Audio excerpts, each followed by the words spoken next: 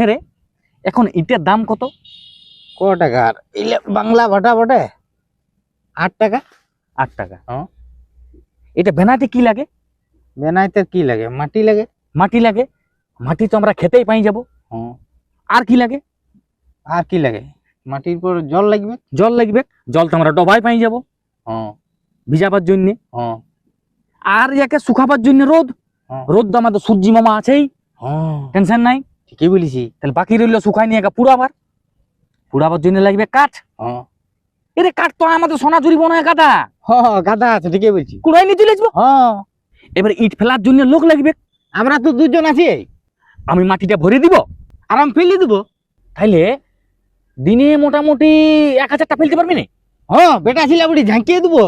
তাইলে একটা ইটের দাম যদি 8 টাকা হয়, আর যদি ডেলি আমরা 1000টা ইট ফেলি, তাইলে 1000 গুণিত 8, 8000 টাকা। 8000 একদিনে? একদিনে? তাইলে যদি আমরা 30 দিন কাজ করি, হ্যাঁ, তাহলে গুণিত 30, 2,40,000 টাকা। হ্যাঁ, 2,40,000 এক মাসে। বাপারি। যদি আমরা 12 মাস ইট করি, তাহলে গুণিত 12, 28,80,000 টাকা। হ্যাঁ, 28,80,000। आप कहाँ थे ज्ञानी बाबा?